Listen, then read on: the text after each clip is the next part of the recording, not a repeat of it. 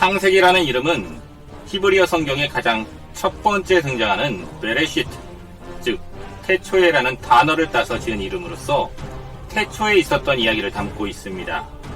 영어로는 제네시스라고 하는데요. 이 단어는 헬라어 성경에서 창세기를 일컫는 게네시스에서 유래했습니다. 헬라어 게네시스는 모든 것의 기원과 시작이라는 의미를 가지고 있습니다. 그 이름의 의미가 다 말해주듯이 창세기는 시작에 관한 책입니다. 그 시작이란 두 가지 차원에서 볼 수 있습니다. 이 세상은 우주 만물이라 부르는 자연세계가 있고, 그리고 그 안에 인류를 포함하고 있습니다.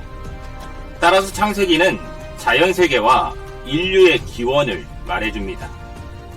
하나님께서 말씀으로 이 자연세계를 창조하심을 가르쳐주고, 이어서 인간 창조에 대해서 이야기합니다. 그런데 창세기가 설명하는 인간은 다른 창조물과는 조금 다릅니다. 보통 다른 신화에서 인간이 존귀하고 존엄한 존재로 다루어지지 않는 것과는 차이가 있습니다. 창세기는 이렇게 말합니다. 하나님이 자기 형상 곧 하나님의 형상대로 사람을 창조하시되 남자와 여자를 창조하시고, 즉 하나님이 창조하신 인간은 특별한 존재로서 존엄한 가치를 지녔음을 설명합니다. 그렇지만 동시에 창세기에는 인간의 자유의지에 따른 죄의 기원도 소개되어 있습니다. 에덴 동산에서 아담과 하와는 동산 중앙에 있는 선악을 알게 하는 나무 열매를 먹지 말라는 하나님의 명령을 어깁니다. 이것은 피조물인 인간이 창조주처럼 되려는 욕망을 의미하는 것입니다. 결국 이것이 죄의 시작이 되었고, 따라서 우리는 이것을 원죄라고 부릅니다. 창세기는 죄의 기원을 소개할 뿐 아니라 인류와 온 세상을 구속하기 위한 하나님의 계획을 소개하기도 합니다. 인류 최초의 복음이라 불리는 창세기 3장 15절은 이렇게 말합니다. 내가 너로 여자와 원수가 되게 하고 내 후손도 여자의 후손과 원수가 되게 하리니 여자의 후손은 내 머리를 상하게 할 것이요 너는 그의 발꿈치를 상하게 할 것이니라 하시고, 여자의 후손은 메시아를 의미합니다. 이것은 궁극적으로 인류에게 메시아가 오실 것임을 알려줍니다. 이렇게 메시아에 대한 약속을 주심으로써 인간을 죄로부터 구원하시겠다는 하나님의 의지를 보여줍니다. 창세기는 그 구원의 의지를 이 땅에서 펼쳐나가기 위한 도구이자 택한 백성인 이스라엘의 시작을 이야기합니다. 한 민족이자 한 나라로서 이스라엘의 이야기는 출애굽기에서 본격적으로 시작되지만 창세기는 그 이스라엘의 기원과 뿌리를 다루고 있습니다. 곧 아브라함을 택하시고 그의 후손인 이삭과 야곱, 그리고 야곱의 아들 요셉을 통해 이스라엘이라는 큰 민족을 이루어 가시는 하나님의 구속사를 담고 있습니다. 창세기는 구조상 크게 두 부분으로 나눠집니다.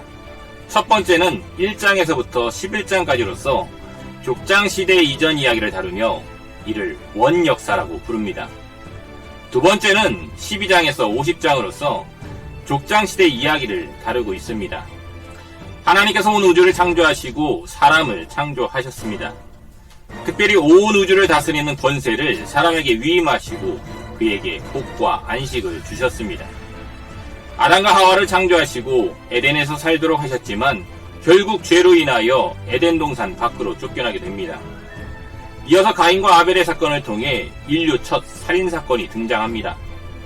아담의 세 번째 아들 셋을 통해 인류는 계보를 이어나가고 번성하게 됩니다. 인류가 번성하면서 사람의 죄악도 창궐하게 되어 결국 홍수 심판이 이루어졌습니다. 하지만 그 속에서도 노아를 선택하시고 방주를 만들어 세상의 역사와 구속사를 이어나가도록 하셨습니다. 인류의 죄악은 계속 이어졌고 바벨탑을 쌓으려는 것으로 다시 정점을 이룹니다. 하나님은 언어를 혼잡하게 하심으로써 인류를 흩으시고 그것을 막으셨습니다. 하나님은 아브라함을 택하셔서 큰 민족을 이루고 복의 근원이 되게 하시겠다는 언약을 주십니다. 아브라함은 하갈을 통하여 이스마엘을 낳고 할례를 통해 다시 언약을 맺습니다. 결국 하나님은 아브라함이 100세가 되던 해에 이삭을 아들로 주셨고 이삭을 번제로 드리려던 그 사건에서 여호와 이레를 경험하게 됩니다. 이삭에게서 에서와 야곱이 출생을 합니다. 하나님의 구속사는 장자인 에서가 아니라 야곱을 통해 이어가게 됩니다. 야곱은 집을 떠나 베델에서 하나님을 만나고 삼촌 라반의 집에서 큰 부와 가족을 이루게 됩니다. 야곱은 다시 베델에 이르러 이스라엘이라는 새 이름을 얻게 되었습니다. 요셉은 야곱의 11번째 아들이었지만 야곱의 총애를 받아 형제들의 시기를 받게 되어 결국 애굽으로 팔려가게 됩니다. 하지만 하나님의 도우심으로 요셉은 애굽의 총리가 되어 흉년 중에도 야곱의 가문이 살 길을 얻게 되었고 애굽에서 큰 민족으로 번성하는 연결고리 역할을 하게 됩니다. 49장에서는 야곱이 아들들을 향해 유언을 남기는데요. 유다 지파에서 미래의 왕 메시아가 나올 것임을 예언하고 있습니다. 결론적으로 하나님은 창세기를 통해 세상의 기원, 인류의 기원, 그리고 죄의 기원을 설명합니다. 그리고 죄의 역사에서 인류를 구원하기 위한 계획과 의지를 보여주시고 이를 택하신 사람과 그 계보를 통해 이루어 가심을 알 수 있습니다. 하나님은 택한 사람마다 언약을 주심으로써 하나님의 구원과 복을 주시려는 계획을 확인시켜 주십니다. 창세기는 구원과 복의 근원이 하나님께 있음을 믿고 깨닫는다면 오늘 우리도 그 복에 참여할 수 있음을 말해줍니다. 그러므로 모든 것의 시작이며 하나님의 구원 계획과 복의 근원을 알려주는 창세기 속으로 다 함께 들어가 보겠습니다.